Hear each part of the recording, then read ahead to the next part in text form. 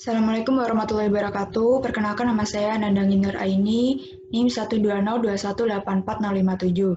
Di sini saya akan menjelaskan modul 9 APSI tentang modeling object statement menggunakan diagram mesin. Nah, tujuannya yaitu mengetahui keadaan objek awal, lalu menjelaskan elemen-elemen penting dari diagram mesin dari keadaan UML. Nah, di sini lalu ada peta proses. Pertama, di sini ada mental model stakeholder-nya, lalu model persyaratan terbagi dua, NFRS dan FRS. Lalu di sini ada model arsitektur, model desain menjadi satu, yaitu model solusinya dan menjadi kode. Di sini juga ada membuat diagram interaksi, lalu mengidentifikasi dan memodelkan objek. Sini ada memperkenalkan keadaan objek. Ada dua cara, yaitu yang pertama, keadaan suatu objek adalah kumpulan spesifik nilai atribut untuk objek tersebut.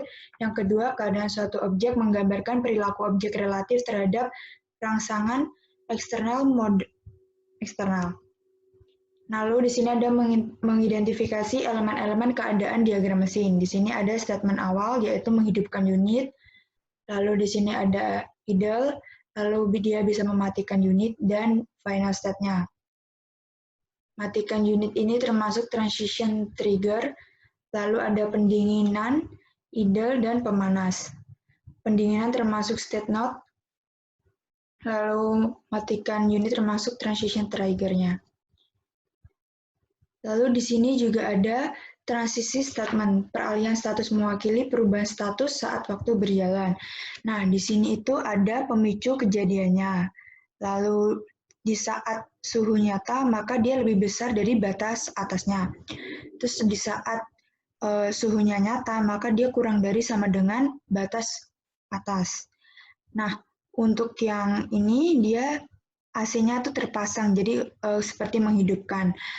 Kalau ini tuh mematikan kipas. Lalu di sini di saat suhu nyata maka kurang dari batas bawah, dan di saat suhu nyata dia akan kurang dari sama dengan batas atas. Lalu di sini ada struktur internal dari statement notes. Di sini gambarnya ada state. State itu kejadian atau penjaga atau tindakan. Lalu pendingin, masuk atau hidupkan AC, keluar atau matikan AC. Nah, apabila masuk, sebuah kejadian menentukan tindakan saat masuk ke dalam statement atau kondisi. Apabila keluar, sebuah kejadian menentukan tindakan saat keluar dari sebuah statement atau kondisi.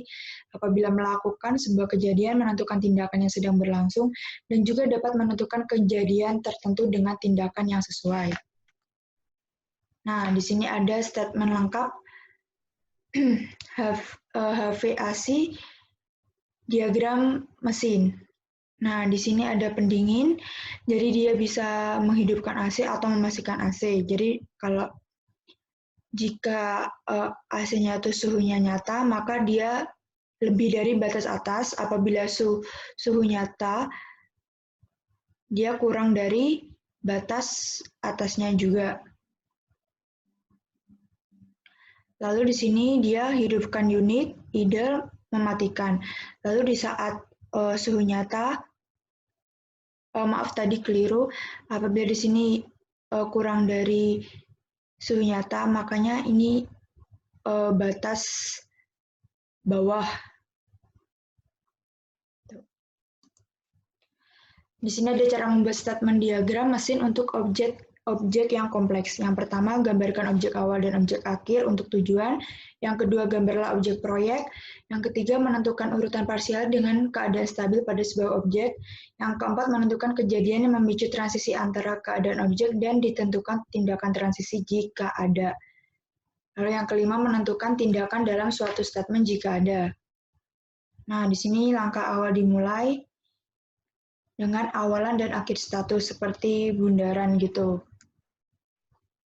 Nah, step 2-nya menentukan statement objek stabil. Jadi di sini ada pendingin, setelah gambar yang ini tadi, lalu ada pendingin, idle, sama pemanas.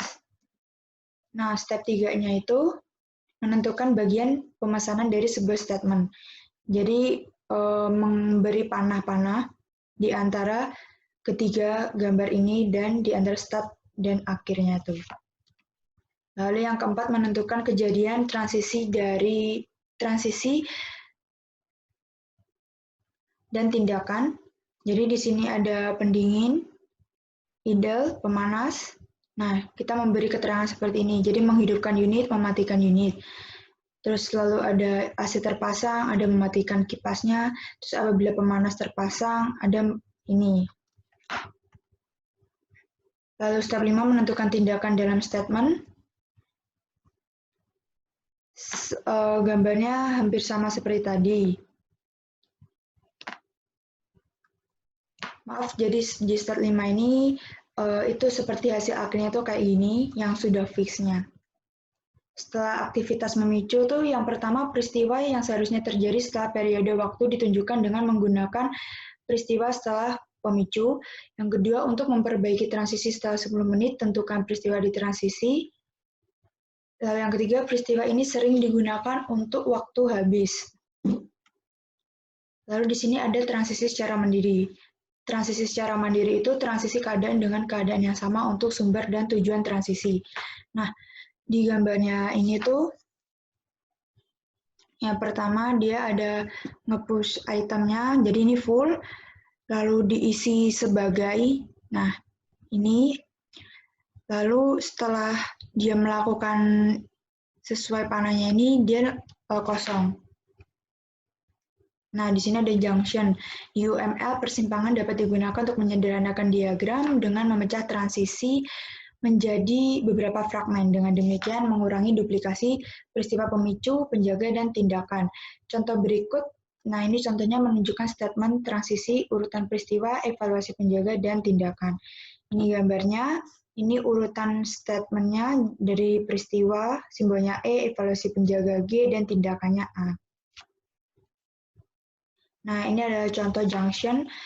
Di sini ada contoh junction tanpa stack menggunakan contoh stack tanpa menggunakan junction dan contoh tumpukan ekuivalen menggunakan junction. Nah, di sini ada perbedaan. Apabila di sini dari push item sini dia bisa langsung ke full, tapi kalau di sini dia harus lurus dulu gitu. Jadi ada perbedaan.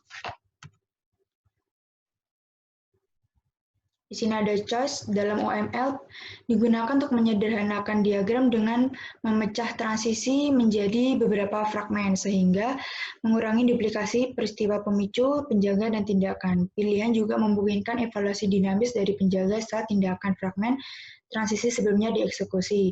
Ini adalah contoh urutan statement transisinya, lalu ini ada keterangannya juga. Nah, di sini ada choice example-nya. Ada contoh stack yang menggunakan junction, ada contoh stack yang menggunakan choice. Ini bisa dilihat perbedaan-perbedaannya untuk simbol juga ini. Jadi ada perbedaan. Nah, di sini ringkasannya yaitu yang pertama, suatu objek mungkin memiliki statement yang mendefinisikan perilaku unik untuk objek tersebut. Yang kedua, memodelkan statement dan transisi dari luar suatu objek. Nah, ini adalah pertanyaannya dalam slide choice tadi. Di saat menyederhanakan diagram dengan memecah transisi menjadi beberapa fragmen mengakibatkan apa? Terima kasih. Wassalamualaikum warahmatullahi wabarakatuh.